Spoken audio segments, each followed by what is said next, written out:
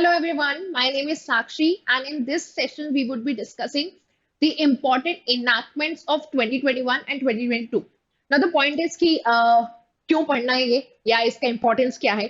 So this is specifically for DGS exam. So DGS exam ने अपना थोड़ा सा pattern change हुआ है, questions के जो pattern है remains the same, but उसका जो syllabus है which has added the general current legal knowledge यहां पर ये सारी चीजें इंपॉर्टेंट हो जाएगी. सो इन दिस पर्टिकुलर सेशन मैं वो सारे ऐसे इनैक्टमेंट डिस्कस करूंगी जो स्पेसिफिकली एग्जाम के लिए इंपॉर्टेंट है एंड इन इनैक्टमेंट्स में क्या नया प्रपोज किया गया है या ऐसी कौन सी चीजें हैं जो ऐड की गई है as a part of its provision. So going ahead, the first that we have to discuss is Surrogacy Regulation Act 2021. Now, what is Surrogacy Regulation Act and what was the need of this particular law? मतलब इसकी हमें जरूरत क्यों पड़ी? So just to give you a brief idea कि surrogacy होता क्या है? Surrogacy is basically अगर बहुत ही layman terms में हिंदी में बोलूं मैं तो it's like किराए की कोख. ऐसी women जो खुद conceive नहीं कर सकती, maybe due to certain medical issues, certain other problems, she can opt for a surrogacy. Basically a couple can opt for surrogacy जहां पे एक दूसरी औरत जो कंसीव कर सकती है बच्चे को, उस विमेन के कोक के थ्रू एक बच्चे को पैदा किया जाता है and the couple can become a parent.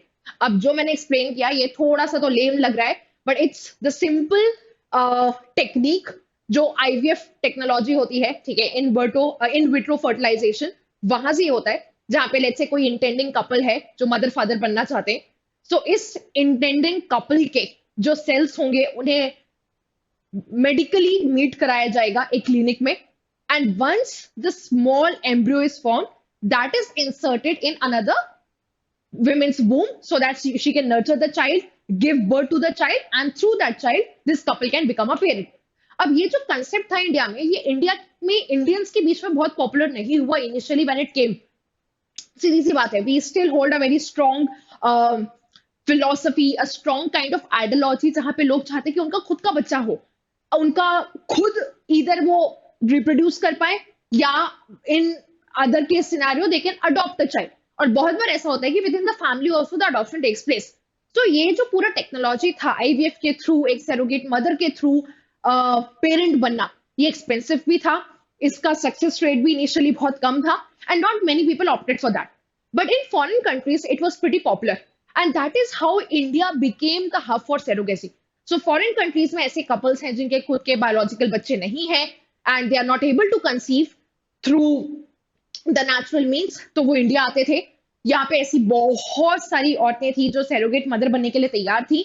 उन औरतों को हायर करते थे, उन औरतों के थ्रू सैरोगेसी का जो प्रोसीजर होता है वो आगे बढ़ता था and that is how they would become parents. अब यहाँ पे दिक्कत ये थी कि क्योंकि कंसेप्ट इतना नया था, we never had a law in general for this particular ये जो पूरा की पूरा सिस्टम था इसके लिए हमारे पास कोई लॉ नहीं था. तो बहुत सारे मेट्रो सिटीज में बहुत सारी अलग अलग जगहों पे बड़े बड़े क्लिनिक्स खुलने लग गए, सरोगेसी हब खुलने लग गए, किसी तरह से ब्रोकर भी आ गए जहां पे एक इंसान का सिर्फ ये काम था कि एक इंटेंडिंग पेरेंट को एक सरोगेट मदर से मिलवाना और उसके बीच में this person would also go ahead and take certain commission. तो ये एक बेसिकली एक बिजनेस आइडिया था और इससे बहुत बड़े लेवल पे बिजनेस चल रहा था. अब वही होता है जब लॉज नहीं है, किसी चीज का रेगुलेशन नहीं है तो दिक्कतें आती है. क्या दिक्कतें आई? बहुत सारे एंड्स पे. अगर हम पेरेंट्स के एंड पे देखें तो एट टाइम्स ऐसा हुआ कि व्हेन द चाइल्ड, जो भी बच्चा पैदा हुआ वो अगर डिसेबल्ड पैदा हुआ या ट्विंस पैदा हो गए या मिसकैरेज हो गया या स्टिल बॉर्न चाइल्ड था, तो जो पेरेंट्स है उन्होंने जिम्मेदारी लेने से मना कर दिया. उन्होंने कहा कि हमने तो साइन अप किया था पैसे देकर एक हेल्दी बच्चे के लिए, ये बच्चा हमें नहीं चाहिए. सैरोगेट मदर के रिस्पेक्ट में क्या हुआ? At time they were exploited. At times the mothers, the women here thought कि ये बहुत ल्यूक्रेटिव ऑप्शन है बिजनेस का. इसके थ्रू वो बार बार सैरोगेट मदर बनने लगी. एक बच्चे को जन्म दिया और उसके फिर 2-3 महीने बाद she decided to become surrogate mother for another couple. और ऐसे कर करके they were not only exploiting their body but in general their basic rights. इसके कारण बहुत सारे केसेस फाइल हुए, बहुत सारे इंटरनेशनल लेवल पे इश्यूज क्रिएट हुए बिकॉज कुछ कंट्री के लोग इंडिया आए, they became parent through surrogacy, then they wanted to take the child, certain countries objected. So बहुत सारी प्रॉब्लम्स के कारण फाइनली द लेजिस्लेचर रियलाइज कि हमें इसे रेगुलेट करने की जरूरत है. And that is how we came up with something called surrogacy regulation act. तो ये जो पूरा प्रोसेस है जहां पे आप एक औरत को हायर कर रहे हो ताकि वो आपके बच्चे को जन्म दे पाए, उस पूरे एक्ट को हमने यहाँ पे रेगुलेट करने की कोशिश की है।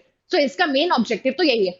बट इस मेन ऑब्जेक्टिव के साथ एक और चीज हुई है, the government decided to ban commercial surrogacy. अब ये बहुत बड़ा मूव है इस पूरे इंटायर सिस्टम के लिए जहां पे सेरोगेसी चलता था, बहुत सारे लोग इन्वॉल्व थे इस प्रोसीजर में, और ये उसके लिए एक बहुत बड़ा डेंट है। Why? Reason being, commercial surrogacy was majorly a kind of a business, and government thinks that having a child through another woman is not something that should be subjected to business। और plus business के through अगर ये चलता रहेगा, commercial manner में चलता रहेगा, exploitation होगा ही होगा। सो गवर्नमेंट ने यहाँ पे क्या किया, पहली फुर्सत में यहाँ पे कमर्शियल सेरोगेसी को बैन कर दिया। So this law got presidential assent on 25 December 2021, अभी रिसेंट ही है। एंड अल्ट्रुइस्टिक सेरोगेसी अलाउ किया गया है। अब अल्ट्रुइस्टिक सेरोगेसी क्या होता है? अल्ट्रुइस्टिक सेरोगेसी का मतलब है कि अगर कोई भी कपल या डाइवोर्स्ड वुमन या फिर कोई विडो औरत मां बनना चाहती है या वो कपल पेरेंट बनना चाहते हैं तो वो सेरोगेसी के लिए ऑप्ट कर सकते हैं। बट वो जो सेरोगेट मदर होगी वो कोई रैंडम औरत नहीं होगी जिसको आप हायर करोगे पैसे देके, जिसको आप लमसम अमाउंट दोगे, एक लुक्रेटिव अमाउंट दोगे, बल्कि वो एक ऐसी औरत होना चाहिए जो इधर वो आपकी फैमिली मेंबर है, आपकी सिस्टर हो सकती है, सिस्टर इन लॉ हो सकती है, आपकी ही फैमिली में, एक्सटेंडेड फैमिली में आपकी कोई कजन हो सकती है, या फिर वो आपकी क्लोज फ्रेंड है। ये एक ऐसी औरत होगी जो अपनी एज में, ठीक है, she is somebody who should be a married woman between the age of 25 to 35 years and should have a child of her own। तो एक ऐसी औरत जो शादीशुदा है, जिसका खुद का बच्चा है, और वो अपनी मर्जी से इस कपल के लिए सेरोगेट मदर बनने के लिए अगर तैयार है, तो ऐसी औरत के थ्रू ही आप सेरोगेसी का प्रोसेस आगे बढ़ा सकते हो, and only through that you can become a parent. This is one thing. Secondly, क्या ऐसी विमेन, लेट्स से किसी की कजिन है जो तैयार हो जाती है एक कपल के लिए सरोगेट मदर बनने, तो क्या ऐसी किसी कजिन को आपको लमसम अमाउंट देना होगा? नहीं, वो आप नहीं कर सकते। You can not go ahead and pay any amount, so no compensation paid to surrogate mother except for medical expense and insurance. तो जो भी मेडिकल इंश्योरेंस होगा, जो भी मेडिकल एक्सपेंसेस होंगे, आप सिर्फ वही दे सकते हो। आप किसी भी तरीके का कोई लमसम अमाउंट, कोई भी बड़ा गिफ्ट, घर, कार, ये सारी चीजें नहीं दे सकते। For the reason being commercial surrogacy ban है। अब सिर्फ वही सेरोगेसी होगी जहां पे कोई out of love and gratitude किसी के लिए करना चाहेगा, जहां पे किसी तरीके का कोई पैसा इन्वॉल्व नहीं है। मूविंग अहेड, कौन कौन सेरोगेसी ऑप्ट कर सकता है? As I told you, it can be a married couple who do not have a biological or an adopted child, a widow or a divorced woman। So यही वो लोग हैं जिनके पास ऑप्शन है।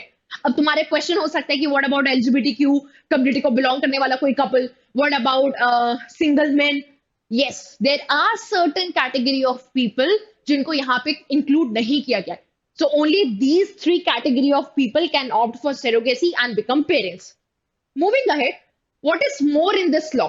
सो इस लॉ में एक और चीज जो गवर्नमेंट ने ऐड की है, that is clinics to be registered. पहले कोई रेगुलेशन नहीं था, कोई भी doctor who was gynaecologist had a proper setup could go for this process, and किसी भी चीज का रेगुलेशन नहीं था। तो exploitation, malpractices and medical negligence, इन सबको रेगुलेट करने के लिए the clinics have to be mandatorily registered under this act. The child born through surrogacy can not be abandoned at any cost. Yes, आप इतनी जद्दोजहद करके जब फाइनली पेरेंट बन रहे हो, for no reason at all, आप उस बच्चे को अबैंडन नहीं कर सकते। You will have to take the responsibility, you will have to take care of the child throughout his or her life. तो अगर कभी ऐसा सिचुएशन होता है that one of your cousin or one of your sisters decide to become a surrogate mother for you, but the child born is maybe deaf, dumb, has certain different kind of abilities, or maybe has certain different mental ability, कुछ भी हो जाए, कैसा भी reason हो, आप उस बच्चे को अबैंडन नहीं कर सकते।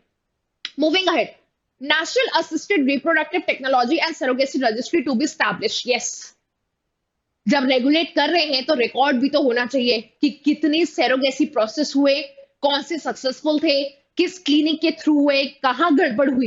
बिकॉज अभी हमारे पास लिटरली कोई डेटा नहीं था, only for the issues which came up to the authorities. So there has to be a proper registry who maintains the record so that we can further go ahead and regulate the entire process. Next, penalty. कोई भी अगर commercial surrogacy करता पाया जाता है या जो भी सेरोगेट मदर है उसको एक्सप्लॉइट करता है किसी भी मैनर में, तो क्या उसके ऊपर पीनल एक्शन लिया जाएगा? Yes, the penal action here is going to be cognizable offence, non bailable and non compoundable. सो ये कोई छोटा मोटा ऑफेंस नहीं है, it's going to be a non bailable offence. And through this law the government decided, the legislature decided to go ahead and regulate the entire process of surrogacy. Moving ahead,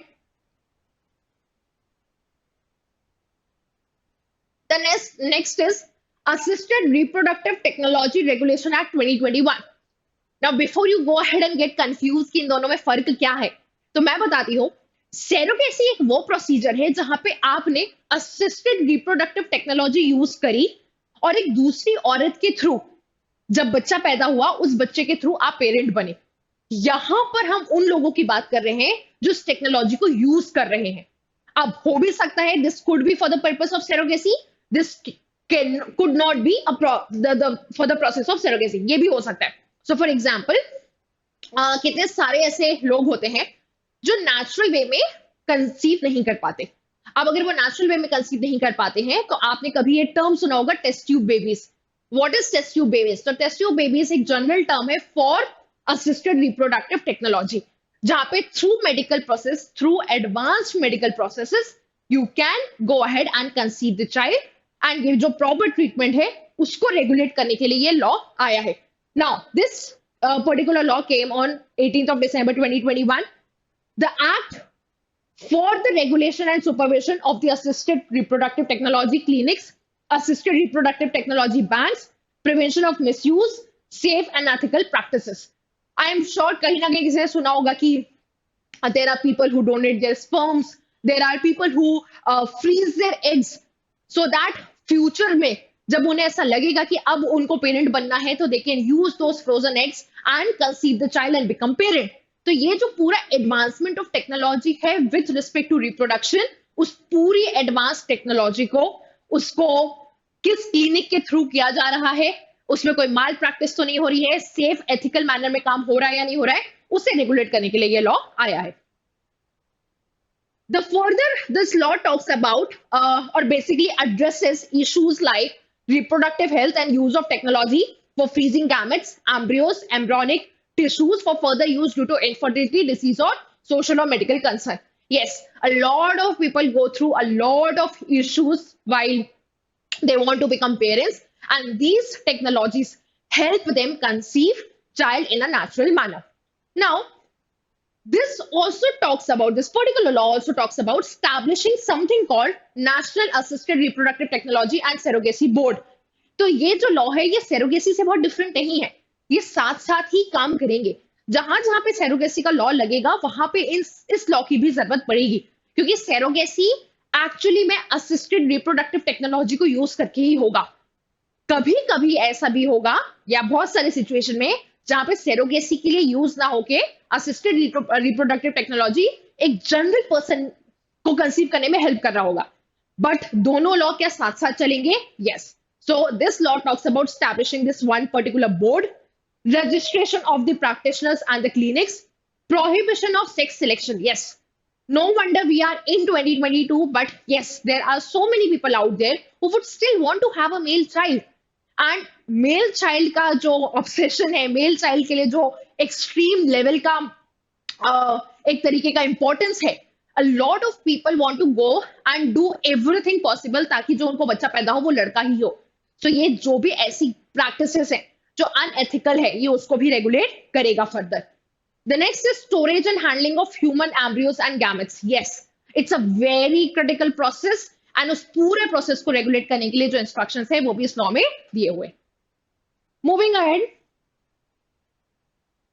the next is farm laws repeal act. Now this is not something which is extremely important या बहुत कुछ है इसमें याद करने के लिए, but ये इंपॉर्टेंट इसलिए हो गया because this came after a huge struggle by thousands of people, जिन्होंने जितने भी फार्म लॉज थे जो इन जनरल हमारे फार्मिंग सिस्टम को एक इस तरह से रेगुलेट कर रहे थे जहां पे लोगों का नुकसान ज्यादा हो रहा था, और उसके अगेंस्ट जो प्रोटेस्ट हुआ, उस चीज के बाद ये लॉ आया है.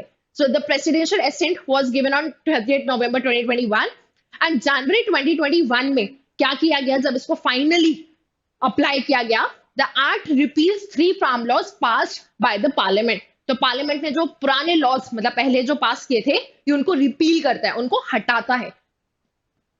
नाउ इसमें कौन से लॉज हैं जो हटाए गए हैं, ठीक है. The farmers empowerment and protection agreement on price assurance and farm services act 2020. Next is the farmers produce trade and commerce promotion and facilitation act 2020. The next is Essential Commodity Amendment Act 2020, and these are the laws which were repealed. तो ये वो 3 laws हैं जिसको farm law ने repeal किया है. Moving ahead, the next is Commission for Air Quality Management in National Capital Region and adjoining areas. अब ये स्पेसिफिकली हमें ध्यान रखना पड़ेगा फॉर द पर्पस ऑफ डीजेएस. ऐसा नहीं है कि इस लॉ के आने के पहले हम कभी एयर क्वालिटी को चेक नहीं कर रहे थे, या उसको सुधारने के प्रयास नहीं कर रहे थे, या उसमें जो भी इश्यूज हैं उनको प्रिवेंट नहीं कर रहे थे. बट पॉइंट यहाँ पे ये था कि ये काम अलग अलग अथॉरिटीज अलग अलग लेवल पे कर रही थी. एनसीआर में जो बैड एयर क्वालिटी है वो सिर्फ एनसीआर के कारण नहीं है, जो आसपास के स्टेट्स हैं, जैसे एक इशू बड़ा है जो स्टबल बर्निंग का है, कि जब फसल कट जाती है और जो पीछे वेस्टेज रह जाता है तो उसको जला के खत्म किया जाता है. एंड बिकॉज ऑफ दैट जो स्मॉग निकलता है उससे एयर क्वालिटी खराब होती है. एक ये इशू है. दूसरा इज इन जनरल पोल्यूशन. जो इंडस्ट्रीज है इतनी सारी, वहां से जो हार्मफुल रिलीजेस होते हैं वो एयर क्वालिटी को खराब करते हैं. तो अलग अलग स्टेट और अलग अलग अथॉरिटीज इस पे काम कर रही थी. बट पॉइंट यही होता है ना, जब अलग अलग अथॉरिटीज और अलग अलग स्टेट गवर्नमेंट इस पे काम कर रही है, तो कौन क्या इस स्पेसिफिक काम कर रहा है उसको आप कभी रेगुलेट नहीं कर सकते. और इससे एक और चीज निकल के आती है कि जब सवाल खड़े होते हैं कि किसकी जिम्मेदारी थी, तो वो जिम्मेदारी इतने लोगों की हो जाती है कि कोई एक इंसान जिम्मेदारी या एक बॉडी जिम्मेदारी लेने तैयार नहीं होता है. सो उन सबको रेगुलेट करने के लिए लॉ आया है. So the law came on 12th August 2021. Air quality monitoring in Delhi to be carried on by Pollution Control Board, Environmental Pollution and Government of States around Delhi. तो ये यहाँ पे मैंने जैसा अभी डिस्कस किया. अब जो ये एक्ट आया है, ये एक्ट बेसिकली क्या करेगा? So this act seeks to create a body named commission for air quality management. ये एक बॉडी बनाएगा जो स्पेसिफिकली एयर क्वालिटी मैनेजमेंट होगा और वही इन सारी चीजों को रेगुलेट करेगा. नाउ इसकी जिम्मेदारी क्या है? तो इसकी जिम्मेदारी ये है that it overarches and consolidates all the agencies making the process efficient. तो ये जितने भी अलग अलग बोर्ड्स थे, एनवायरमेंट बोर्ड हमारा अलग था, पोल्यूशन कंट्रोल बोर्ड अलग था, स्टेट गवर्नमेंट अलग काम कर रही थी, उन सबके एफर्ट्स को कंसोलिडेट करेगा एक जगह पर. Next, CAQM will consist of chairperson. उसमें एक चेयरपर्सन होगा, 5 एक्स ऑफिशियो मेंबर्स होंगे जो अलग अलग एरियाज को रिप्रेजेंट करेंगे, namely NCR, UP, Rajasthan, Haryana and Punjab, which is the neighbouring states. 1 member from ISRO for all the technical knowledge that they would require. 1 from CPCB for all the legal regulations that they would require, and few members from NGO. So ये सारे लोग मिलकर एक management committee बनाएंगे, and that management committee would be taking care of the air quality control for NCR. The next is National Commission for Allied Healthcare Professionals Act 2021. Now, what exactly this law is? So, this law came on 28th March 2021.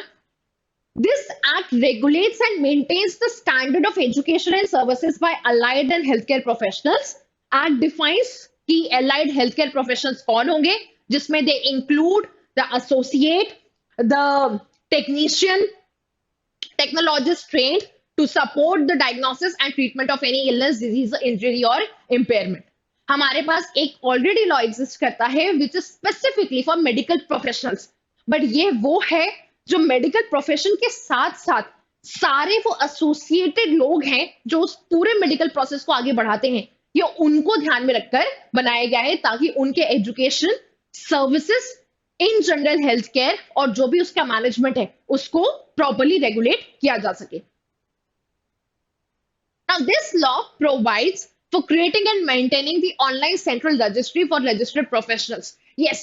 So, what if somebody is in a requirement of a chiropractor? अब chiropractor की जरूरत है, आपने शहर में search किया, but you do not know who should you be approaching to, and this exactly going to help them. So they will have a proper online registry where they can go ahead, register themselves as a certified consultant, and through that you can go ahead with your consultation. So ये in general लोगों को help करेगा. Secondly, provides for a uniform entrance exam and exit exam. Yes, her college का, हर university का, हर general education organisation के अलग अलग exams हैं, ये उन सबको रेगुलेट करके एक एग्जाम करेगा. Next, standard of education, making sure that the best quality of education is provided to all such professionals. Courses, curriculum, staff qualification, examination, training, and the maximum payable fees for various exams. In general, the medical services, the healthcare practices, and the education in these areas are pretty expensive. So this is going to regulate the fees as well. The next it talks about provides for creating and maintaining an online central register for all centralized, to register all the professional in a centralized manner. The next is Tribunals Reform Act. अब tribunals क्या होते हैं? तो tribunals एक quasi judicial body होते हैं. क्यों हम इनको क्वाज़ाई जुडिशियल बॉडी बोलते हैं? क्योंकि जो भी ट्रिब्यूनल होता है, it does not consist of purely people from judiciary. They have people from judiciary as well as from administration to look after the technicalities.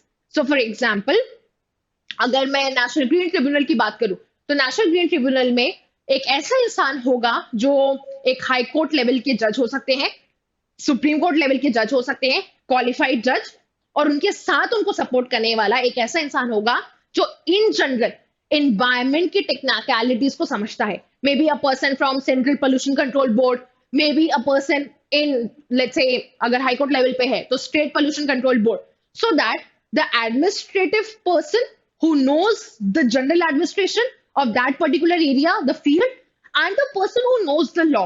Together they can help and discuss and basically settle all sorts of issues जो particular court में, tribunal में आ रहे हैं. और इसीलिए tribunals को quasi judicial body बोला जाता है और बेसिकली पार्शियल जुडिशियल बॉडी.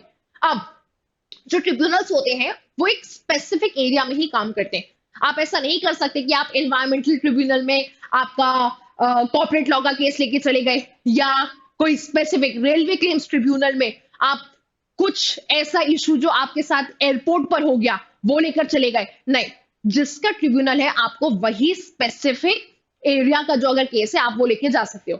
अब रियलाइज हुआ कि बहुत सारे ऐसे ट्रिब्यूनल्स थे जो बहुत टाइम से ऑपरेशनल तो थे, बट वो जिस ऑब्जेक्टिव से बनाए गए थे वो उस ऑब्जेक्टिव को नहीं उस पे काम कर पा रहे थे. They actually fail the objective. So for example, कोई ट्रिब्यूनल बनाया गया for speedy disposal of cases, but पता चला कि पिछले 5 सालों में, पिछले 7 सालों में एक भी केस स्पीडी मैनर में डिस्पोज नहीं हुआ है. प्लस ये भी रियलाइज हुआ कि जो ट्रिब्यूनल्स जिस पर्पस से बनाए गए थे उन ट्रिब्यूनल्स में बहुत ज्यादा वैसे केसेस आए भी नहीं. And the next, the shortage of people to be appointed in these tribunals. तो बहुत सारी पोजीशंस थी जो वेकेंट थी and we didn't find qualified enough people और maybe certain people who can hold that level of authority. और ये सारी इश्यूज को ध्यान में रखते हुए ट्रिब्यूनल रिफॉर्म्स एक्ट आया, जिससे कुछ ट्रिब्यूनल्स को खत्म करके उनका जो जुरिस्डिक्शन है वो कहां पे शिफ्ट कर दिया, डिस्ट्रिक्ट लेवल या फिर हाई कोर्ट लेवल पे. तो जो भी ऐसे अब केसेस आएंगे क्या वो डायरेक्टली हाई कोर्ट जा सकते हैं? Yes. So this law came on 13th of August 2021, which replaces similar ordinance. तो एक ऐसा ऑर्डिनेंस ऑलरेडी आ चुका है, ये उसी को रिप्लेस कर रहा है. तो यहाँ पे हुआ क्या था, जो पहला ट्रिब्यूनल है, 8 ट्रिब्यूनल्स पे सवाल उठे. तो पहला ट्रिब्यूनल था film certification appellate tribunal. The next was intellectual property appellate board. अब ये जो इंटेलेक्चुअल प्रॉपर्टी अपीलेट बोर्ड था ये 4 अलग अलग थे.